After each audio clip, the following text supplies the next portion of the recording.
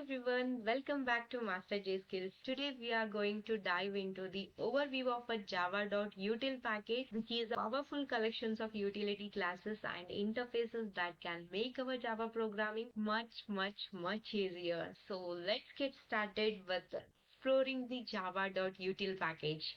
So the java.util package is a collection of utility classes and interfaces in Java. It provides a commonly used data structure such as a list, set, and map, as well as the other utility classes for manipulating date, time, and random numbers. Yes, the java.util package is a core part of a Java standard library, and it provides a wide range of commonly used data structures and utility classes for working with data structures, date and times, random numbers, and input-output streams. Let's dive in and explore some of the key features of this important package.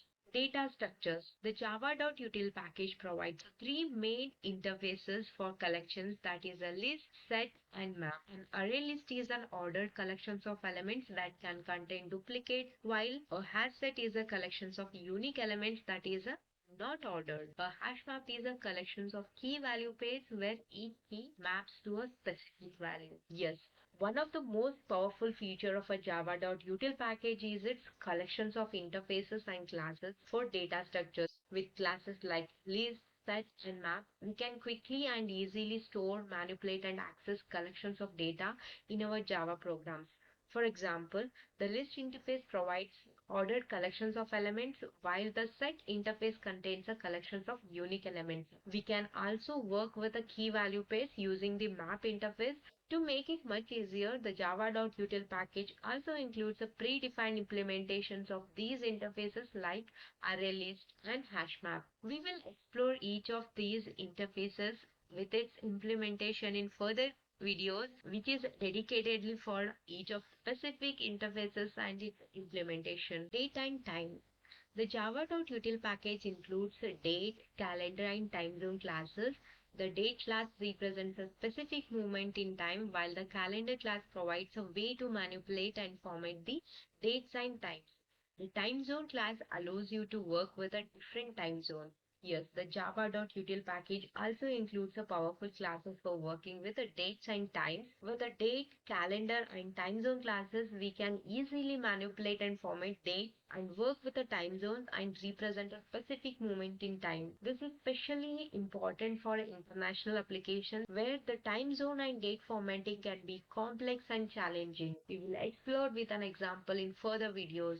Random numbers. The java.util package includes a classes for generating random numbers. The random class provides a way to generate a random integers, longs, and doubles. The thread local random class provides a way to generate a random numbers that are thread safe. Yes, generating random number is a common task in many Java programs, and the java.util package has several classes to help us to do that. With the random and thread local random class, we can generate a random integers, longs, and doubles quickly and easily, and even make sure your random number generation is a thread safe. Yes, we will see the example how to create random numbers in this series. So next is input and output. The java.util package includes the classes for working with the inputs and output streams. The scanner class provides a way to read input from the console and from a file. The formatter class provides a way to format output to the console or to a file. Yes. Finally, the java.util package includes several classes for working with the input and output streams.